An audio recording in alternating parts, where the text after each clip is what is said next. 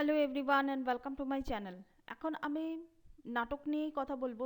নাটক নিয়ে কথা বললেও সাবজেক্টটা হচ্ছে origin and development of Indian drama and Badal Sircar. তো এই এ মানে এখন আমি যে বিষয়টা নিয়ে কথা বলবো এই বিষয়টা কিন্তু কুলসুম ফাতিমা, উম, একজন ডক্টর কুলসুম ফাতিমাই বলবো তাকে। তিনি পিএইচডি তার থিসিস পেপারটা আমার কাছে এসে পৌঁছেছিল ধরুন জুলাই মাস নাগাদ। তো তখনই আমাকে এইটা নিয়ে একটা ভিডিও করতে বলা হয়েছিল, যেহেতু আমি মানে নাটক নিয়ে একটু আধটু আমি কথাবার্তা বলি। তো সেই হিসাবে এখানে যে বিষয়টা নিয়ে মূলত তিনি যে বিষয়টা নিয়ে আর কি তার থিসিস পেপারটা যে বিষয়টা নিয়ে সেটা হচ্ছে যে মানে বাদল সরকার, তো উনি তো আছেনই, উনি তো প্রতিম নাট্যকার, তাকে নিয়ে আলাদাভাবে বলার কিছু নেই। এই যে পোস্ট কলোনিয়াল টাইমে যে নাটক কিভাবে আমাদের মধ্যে যে ছড়িয়ে পড়েছে, যে ড্রামা যে জিনিসটা সেটা যে ছড়িয়ে পড়েছে সেটাই হচ্ছে ওনার যে থিসিস পেপার সেটার মূল বক্তব্য। ওনার থিসিস পেপারে কয়েকটা চ্যাপ্টারে ভাগ করা আছে। তো আমি কয়েকটা চ্যাপ্টার মানে মানে আমার ভিডিওগুলো ওই কয়েকটা চ্যাপ্টারেই আসবে।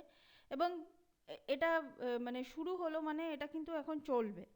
তো সেই হিসাবে চ্যাপ্টার ওয়ানে যে বিষয়টা নিয়ে কথা বলা হয়েছে origin and development of Indian drama and Badal Sircar. তো সেইটা নিয়ে কথা বলার আগে আমি বলে দিই যে নাটক জিনিসটা কি।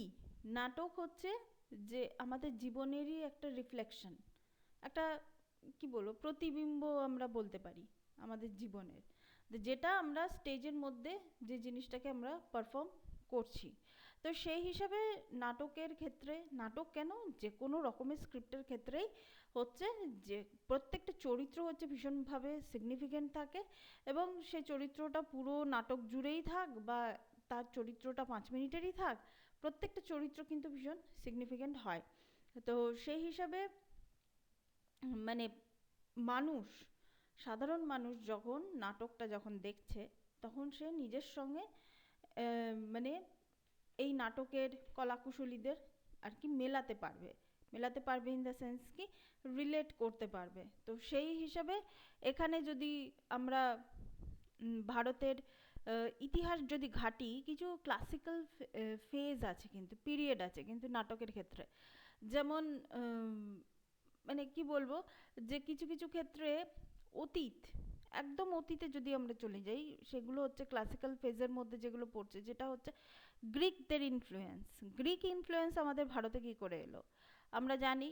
যে আলেকজান্ডার দ্য গ্রেট, উনি যখন আমাদের দেশে এসেছিলেন, তারপরে উনি এখান থেকে চলে যাওয়ার পরেও কিন্তু তারপরেও কিন্তু গ্রিকরা আমাদের দেশে কিন্তু এসেছে। এবং গ্রিকদের একটা কলোনি তৈরি হয়ে গেছিল। সেখান থেকে তাদের মধ্যে যে নাটকের যে মানে তাদের নাটক করার যে ধরনের স্টাইল ছিল, সমস্ত কিছু কিন্তু আমাদের মধ্যেও ধীরে ধীরে ওই যে সংস্কৃতির আদান প্রদান বলতে যেটা আমরা বোঝাই, সেই জিনিসটা কিন্তু হয়েছিল গ্রিক কলোনি থেকেই। এবং এছাড়া আমরা যে জিনিসটা নিয়ে আমরা জানতে পারি সেটা হচ্ছে যে এটা তো গেল গ্রিক ইনফ্লুয়েন্স। এছাড়াও আর একটা ইনফ্লুয়েন্স যেটা আমাদের ভারতে সনাতনভাবে যে জিনিসটা আছে সেটা হচ্ছে বেদ। বেদ জিনিসটা আপনারা সবাই জানেন, যারা সনাতন হিন্দু ধর্মে, হিন্দু পুরাণ বা এই সব জিনিস নিয়ে যারা চর্চা করেন বা যারা জানেন, আমাদের স্কুল কলেজ থেকে এগুলো শেখানো হচ্ছে, স্কুল থেকে শেখানো হয় যে বেদ, বেদের 4টে ভাগ, ঋক, সাম, যজু এবং অথর্ব। তো এক্ষেত্রে আমাদের কিন্তু এই যে ভরতমুনির নাট্যশাস্ত্র যেটা আছে, সেখানে কিন্তু সবসময় বলা হয়েছে যে মহাদেব, মহাদেব হলেন এই যে নৃত্য নাট্য এই সমস্ত কিছুর আদি গুরু বলতে যেটা বলা হয়, বোঝানো হয়, সেটা হচ্ছে তাকে বোঝানো হচ্ছে মহাদেব মহাদেবই হচ্ছেন, তিনি হচ্ছেন আদি গুরু।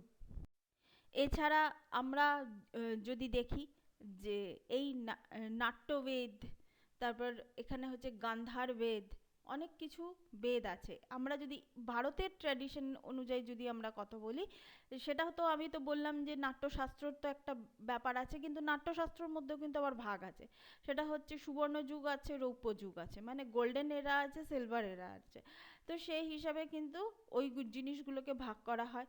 এছাড়া আমরা যদি বলি যে অতীতে মানে সনাতন মানে যেসব চিন্তা ভাবনা নিয়ে আমরা চলি, সেখানে যদি প্লে রাইটার হিসাবে নাটক লেখার লেখক হিসাবে মানে মানে বা এখনকার ভাষায় যদি আমরা বলি যে বেস্ট স্ক্রিন প্লে রাইটার কে ছিলেন, সেটা অবশ্যই মানে তিনি ভরতমুনি তিনি ছিলেন।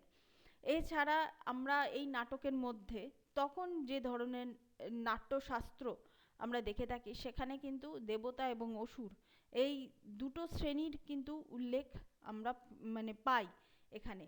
এছাড়া আমরা যে জিনিসের উল্লেখ পাই সেটা আমি আগে বিভিন্ন আলোচনার মাধ্যমে বলেছিলাম যে সেটা হচ্ছে তাণ্ডব। তাণ্ডব মহাদেব শিবের। এখানে কিন্তু উনি মানে যার রিসার্চ যার থিসিস পেপার থেকে আমি এই ভিডিওটা বানাচ্ছি, কুলসুম ফাতিমা, তিনি কিন্তু একটা জিনিস কিন্তু তিনি মেনশন করেছেন। তিনি কিন্তু আনন্দ তাণ্ডবের কথা কিন্তু তিনি প্রথমে বলেছেন। যেমন শিব পার্বতী আনন্দ তাণ্ডব, মানে স্বামী স্ত্রী যখন একটা নৃত্য যখন তিনি পরিবেশনা যারা যখন করছে, দ্যাটস কল আনন্দ তাণ্ডব। আমি রৌদ্র তাণ্ডবের কথা কিন্তু পরে বলবো। এবং এখানে যে জিনিসটা বলা হয়েছে সেখানে হচ্ছে যে শিব পার্বতী, এবং এখানে যে জিনিসটা থাকে সেটা হচ্ছে লাস্য। লাস্য ইন দ্য সেন্স মানে এখানে আপনি রৌদ্র রূপটা আপনি দেখতে পাবেন না মহাদেবের ভেতরে, এই নাচের মানে মধ্যে বা এই নৃত্যের মধ্যে বা এর ফলে সৃষ্ট যে যদি কোনো সঙ্গীত থাকে সেই সঙ্গীতের মধ্যে এখানে সর্বদাই শৃঙ্গার রসের আমরা প্রাধান্যটা দেখতে পাবো, যখন পার্বতী দেবী পার্বতী এবং মহাদেব একসঙ্গে যখন তারা আসেন। তো সেই ক্ষেত্রে আমরা যেটা দেখতে পারি, আমরা তো নবরস সম্পর্কে আমি আগেও বলেছি, তবুও আমি একবার রিপিট করে নিচ্ছি। যেমন শৃঙ্গার, হাস্য, করুণ, রৌদ্র, বীর, ভয়ানক, বীভৎস, অদ্ভুত এবং শান্ত। তো এটা হচ্ছে নবরস, নটা দিক। তো আমি আরেকবার বলে দিই: শৃঙ্গার, হাস্য, করুণ, রৌদ্র, বীর, ভয়ানক, বীভৎস, অদ্ভুত এবং শান্ত। তো সেই হিসাবে আমরা যদি এইভাবে আমরা আমাদের ড্রামার ক্ষেত্রে আমরা যদি এই জিনিসটা যদি দেখি, তাহলে কিন্তু আমরা একটা জিনিস বুঝতে পারবো যে আজকে শুধুমাত্র মানে লোকে বলে যে বেশিরভাগ ক্ষেত্রে ড্রামা বা নাটকের ক্ষেত্রে বেশিরভাগই আলোচনা হয় যে ব্রিটিশ সময় কি হয়েছিল না হয়েছিল। অনেকে বলেন যে ব্রিটিশ সময় নাকি অনেক গোল্ডেন কিছু মানে স্ক্রিন প্লে আমি ঠিক বলবো না, কিছু স্ক্রিপ্ট নাকি ব্রিটিশ সময় থেকেই নাকি এখানে লেখা হয়েছিল, কিন্তু ব্যাপারটা সেটা নয়। ব্রিটিশদের সময় তো অনেক আগে, আমি যদি মহাদেব এবং পার্বতীর কথা বলি, অনেক আগে সেই সময়, বা আমি মহাদেব পার্বতীর কথা ছেড়ে দিন, আমি যদি বেদের কথাই বলি, ঋক্সাম যজুর অথর্ব, এই বেদের মধ্যে কিন্তু নানা রকমের গল্প বা বিভিন্ন রকমের গান, যেমন ঋক সাম, সামটাই তো হচ্ছে সাম গান হিসাবে, এখানে বিভিন্ন রকমের গানের কথা আছে, সেখানে সুর দিয়ে এইটা মানে গাওয়া হয়, সামবেদ যেটার কথা বলা হচ্ছে। তো সেই হিসাবে আমরা বলতে পারি যে শুধুমাত্র এখন নয়, বহু আগের থেকে এই ড্রামা ব্যাপারটা যে সাবজেক্টটা আছে সেই সাবজেক্টটা নিয়ে এখানে মানে আমাদের দেশে এই চর্চাটা আছে। এবং যদিও মানে কুলসুম ফাতিমা তিনি তার যে সাবজেক্টটা সেই সাবজেক্টটা হচ্ছে পোস্ট কলোনিয়াল পিরিয়ডের ক্ষেত্রে মানে নাটকের কি অবস্থা ছিল, এবং অবশ্যই আমি এটা দেখতে খুব ইন্টারেস্টেড হব। আমি মানে সদ্য থিসিস পেপারটা পড়তে শুরু করেছি, যতটুকু পড়েছি ততটুকু আপনাদের সামনে নিয়ে এলাম, এবং আমি ইন্টারেস্টেড থাকবো যে বাদল সরকারকে উনি কিভাবে প্রেজেন্ট করেছেন। তো অবশ্যই উনি আলিগড় যেটা ইউনিভার্সিটি আছে, ইসলামিক যে ইউনিভার্সিটি আছে, সেখান থেকে উনি পিএইচডি করেছেন। ওনার থিসিস পেপারটা আমি দেখেছি। তো আমার তো ভীষণই ভালো লেগেছে ওনার থিসিস পেপারটা, মানে উনি যেভাবে রিসার্চ করেছেন, সিরিয়াসলি এরকম ইন্ডিয়ান কালচার, ইন্ডিয়ান ডেভেলপমেন্ট, মানে আমাদের এই যে উনি মূলত যে জিনিসগুলো নিয়ে ডেভেলপ করেছেন সেটা হচ্ছে স্ক্রিপ্ট রাইটিং নিয়ে। প্রথম থেকে দেখবেন ওনার মানে যে আমি তো এখন বলতে শুরু করছি, এবার এটা হচ্ছে চ্যাপ্টার 1। প্রথম থেকে দেখবেন যে ওনার লেখনীর মধ্যে বা বলার মধ্যে একটা জিনিস আছে, সেটা হচ্ছে স্ক্রিপ্ট আমি কিভাবে লিখব। তো এই জিনিসটা কিন্তু আমার বেশ বেশ আমার ইন্টারেস্টিং আমার কিন্তু মনে হয়েছে। তো সেই হিসাবে আমার মনে হলো যে এই বিষয়টাকে নিয়ে চ্যাপ্টার ওয়াইজ আমার মনে হয় নিয়ে আসলে এটা ভালো হয়। পরবর্তী চ্যাপ্টারে আমি ব্রিটিশ টাইমে কি করে ভারতের ক্ষেত্রে নাটকের যে মানে যে ধরনের পরিবর্তন, সেই পরিবর্তনটা কিভাবে এসেছে। তবে এটাও সত্যি কথা, উনি কিন্তু ব্রিটিশ সময় বাংলা তো অবিভক্ত ছিল, তখন তখন তো ভারত বাংলাদেশ আলাদা হয়নি।